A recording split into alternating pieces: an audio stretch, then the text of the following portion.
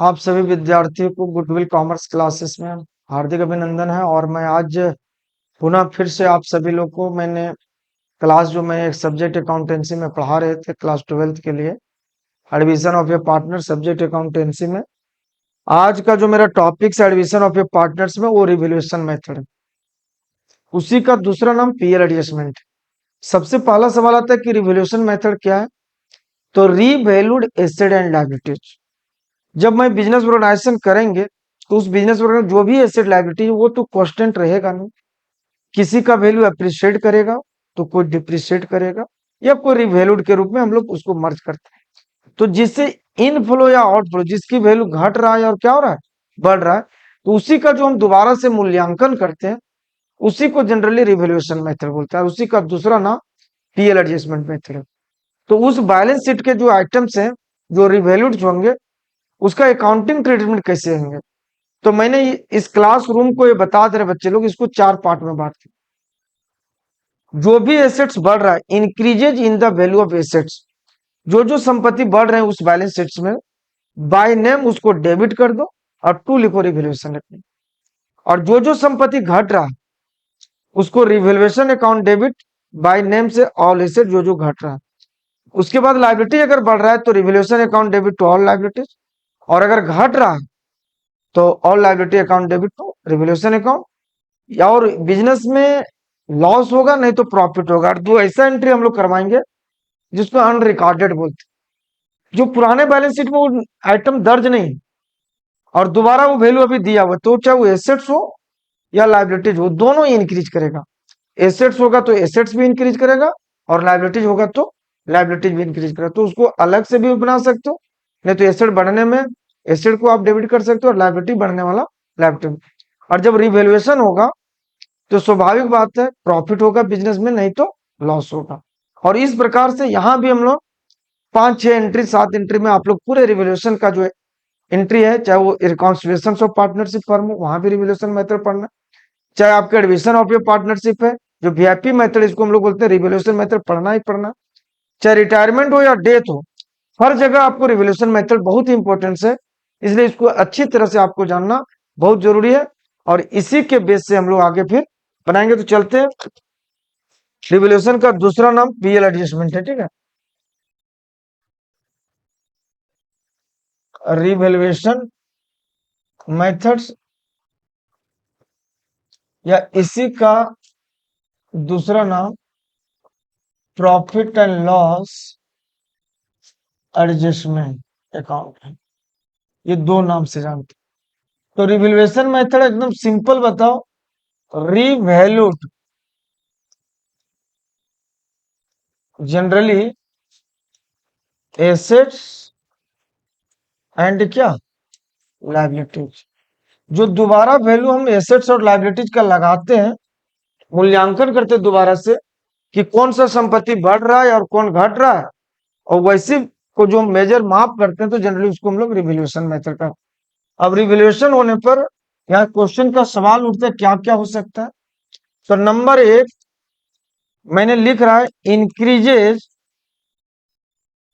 In the value of assets. यदि संपत्ति का मूल्य बढ़ता है, संपत्तियां के मूल्य बढ़ने पर, तो बाय नेम लिखना all assets account debit, by name डाल देना है। जो जो एसेट्स बढ़ेगा ऑल एसेट नेम के साथ अकाउंट डेबिट टू रिवैल्यूएशन। यहां पीएल एडजस्टमेंट भी लिख सकते। बाय नेम से जो जो संपत्ति बढ़ेगा उसको आप एंट्री कर देंगे all assets account debit to revaluation account, और जो संपत्ति घटेंगे decrease in the value of assets. संपत्तियां की मूल्य घटने पर इसी का जस्ट अपोजिट कर दें, revaluation account debit, revaluation account debit to, ध्यान दो, ऑल लाइबिलिटीज नहीं ऑल एसेट्स नेम, जो भी घटेगा उसको लिख दें। तो संपत्ति के मूल बढ़ने पर क्या होगा? All assets account debit to revaluation account. और जो संपत्ति का मूल घटेगा तो क्या होगा बताइए? Revaluation account debit to all assets. इसी प्रकार से थर्ड आता है कि liability increases in the value of liabilities में क्या बॉक्स होगा? तो ध्यान रखिएगा, एसेट्स का हमेशा अपोजिट लायबिलिटीज में होता है। तो जो एसेट्स बढ़ने वाला रूल है वो लगेगा लायबिलिटी घटने में, और जो एसेट घटने वाला वो रूल लगेगा लायबिलिटीज बढ़ने में। तो आप यहां पर एंट्री कर सकते हो। क्या हो जाएगा बोलो? रिवैल्यूएशन अकाउंट, लायबिलिटी के मूल बढ़ने पर revaluation account debit to all liabilities, name से लिख देना, बाय नेम। ठीक है, नारेशन लिख सकते हो फोर करके, being four increases in the value of assets, फिर decreases in the value of assets and decreases in the value of liability. ठीक है, अब थर्ड नंबर हम लोग लिख सकते हैं decreases in the value of liabilities, decreases in the value of liabilities. तो लायबिलिटी का मूल घटने पर क्या होगा? All liabilities account debit to revaluation account. ठीक है, उसके बाद ये चार एंट्री बनाने के बाद इसको अब चौथा मान लीजिए। ठीक है, अनरिकॉर्डेड एसेट्स, ऐसा एसेट्स जो कभी घर बैलेंस शीट में पुराना नहीं और अभी दिया हुआ है, तो उसको हम लोग अनरिकॉर्डेड बोलते हैं। Unrecorded assets always increases. तो इसमें क्या होगा? ऑल एसेट्स अकाउंट डेबिट, जो भी अनरिकॉर्डेड एसेट्स बढ़ेगा इसको ऐसा कर दो, unrecorded assets account debit to revaluation account. ठीक है, unrecorded assets account debit to revaluation account. और अगर अनरिकॉर्डेड लायबिलिटीज है तो वो भी इंक्रीज करेगा, अनरिकॉर्डेड लायबिलिटीज ये भी ऑलवेज इंक्रीज करेगा। तो इसका भी होगा revaluation account debit to unrecorded liabilities. ठीक है, उसके बाद या तो लॉस होगा नहीं तो प्रॉफिट होगा। जब अगर लॉस हो गया बिजनेस में तो आप एंट्री कर सकते हो लॉस होने पर, लॉस ऑन रिवैल्यूएशन। अगर लॉस होता है तो आप एंट्री करेंगे world partner capital account debit to revaluation account, world partner capital account debit to revaluation account. और अगर प्रॉफिट होता है, प्रॉफिट होने पर प्रॉफिट ऑन रिवैल्यूएशन, अगर प्रॉफिट होता है तो इसका कर सकते हो आप एंट्री,